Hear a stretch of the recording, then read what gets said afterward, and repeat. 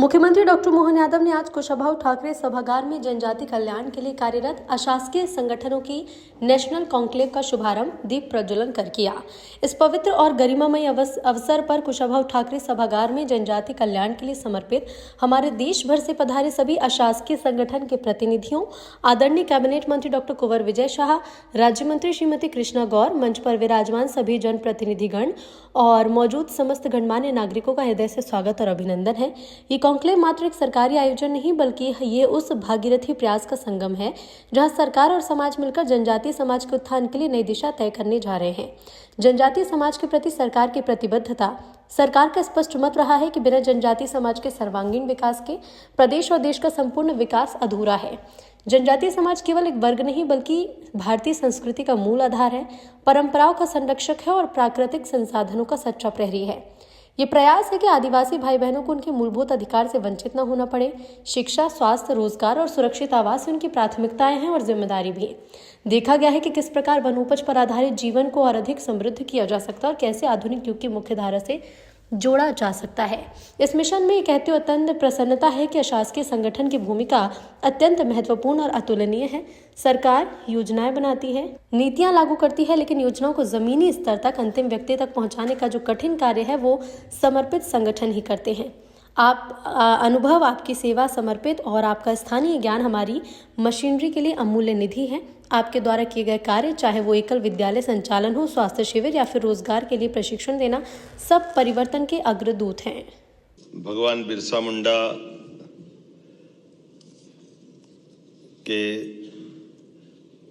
जयंती के 3 दिन पहले जनजाति गौरव वर्ष के राष्ट्रीय सम्मेलन के इस कार्यक्रम में मंच पर विराजमान माननीय मंत्री कुंवर विजय शाह जी, पद्मश्री हमारे बहुत वरिष्ठ सामाजिक क्षेत्र के स्वनामधन्य कार्यकर्ता माननीय महेश शर्मा जी, पद्मश्री शिवगंगा झाबुआ, माननीय मंत्री श्रीमती कृष्णा गौर जी, माननीय सभापति किशन सूर्यवंशी जी, इस अवसर पर स्वामी अनुरागानंद जी महाराज परम पूज्य वैसे रामकृष्ण मिशन आश्रम से मेघालय से हमारे बीच पधारे हैं। Deputy director general Shrimati Anshu Singh ji, हमारे पीएस गुलशन बामरा जी, श्रीमंत शुक्ला जी।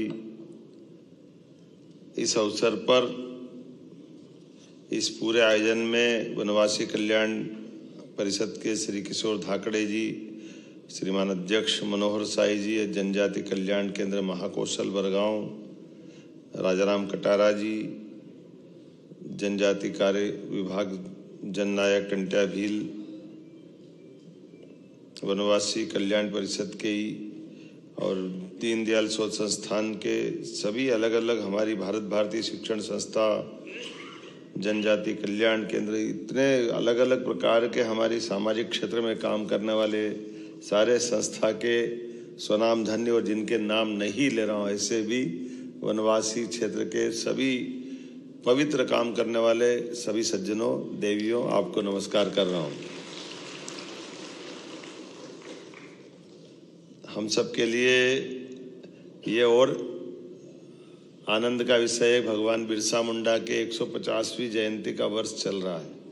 ऐसे में देश और प्रदेश दोनों सरकारों यशस्वी प्रधानमंत्री के नेतृत्व में पूरे आयोजन को सूत्रबद्ध रूप से बहुत अलग प्रकार से लेकिन इफेक्टिव तरीके से मनाने के लिए कृत संकल्पित है।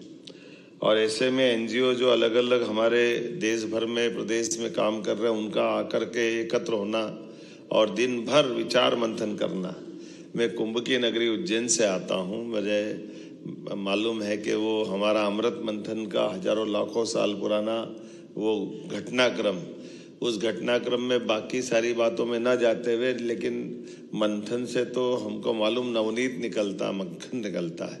तो आपके सबके बैठने से, विचारों के प्रवाह से, अपने अपने अनुभव से, अलग अलग सत्रों में जिस प्रकार से आप एकत्र आए हैं, आपकी आज का यहाँ आना दुनिया के अंदर कितने होंगे मुझे नहीं मालूम, लेकिन जनजाति वर्ग की सबसे बड़ी आबादी देश में कहीं संख्यात्मक से कहीं से है, तो मुझे गर्व है वो मध्य प्रदेश उनका अपना घर है, जिसके कारण से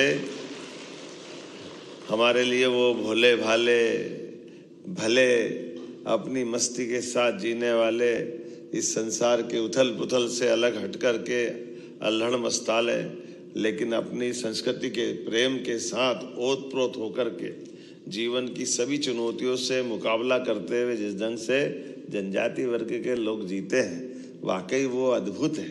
मुझे इस बात की प्रसन्नता है कि हमारे माननीय मंत्री जी ये भी नवाचार के धनी है और ये उसी वर्ग का प्रतिनिधित्व करते हैं, लेकिन बहुत अच्छे ढंग से, और जनजाति वर्ग के साथ जुड़ कर के भी लगातार अजय योद्धा। जब से हमारे चुनाव के मामले आते हैं, चुनाव में कोई जीते न जीते, लेकिन विजय शाह जीतेंगे ये पक्का है, ये हमारी उसका आनंद भी है।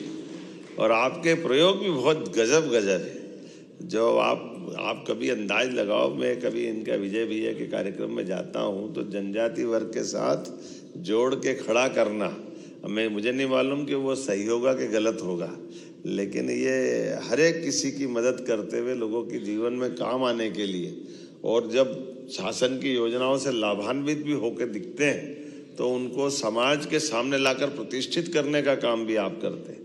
अगर सरकार की अनुदान की व्यवस्थाओं से डॉक्टर बनते हैं तो डॉक्टरों को मंच पे ला करके आला भेंट करके आपका सम्मान करने का तरीका भी माला पे तो भारी पड़ता है, ये पक्का है।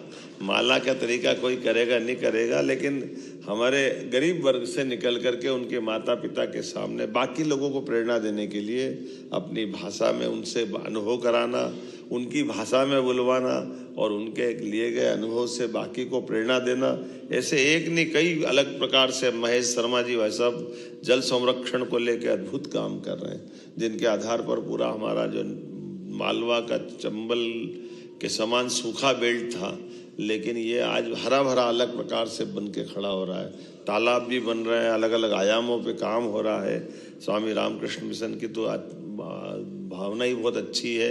और लेकिन जो हमारे डिंडोरी का प्रोजेक्ट मैं देखता हूँ, मैं डिंडोरी का प्रभारी भी था, वास्तव में वो डिंडोरी के प्रोजेक्ट के माध्यम से भी लाल को लाल सलाम करने वाला बेल्ट है वो, जिसमें आज नक्सलाइट मूवमेंट के आधार पर कई सारी कठिनाइयाँ बढ़ती है, लेकिन आप सभी एनजीओ से अलग अलग प्रकार के शैक्षणिक, सामाजिक, आर्थिक, सांस्कृतिक विकास के लिए आप सब जो काम कर रहे हो, सरकार आपके सबके साथ खड़ी है। ये हमारी प्रतिबद्धता भी हमारे लिए, हमारे जनजाति वर्ग के कल्याण के लिए, इसलिए सरकार को ले जा करके हम भी नीचे उतार करके उनके साथ कदम से कदम मिलकर चलने के लिए तैयार है।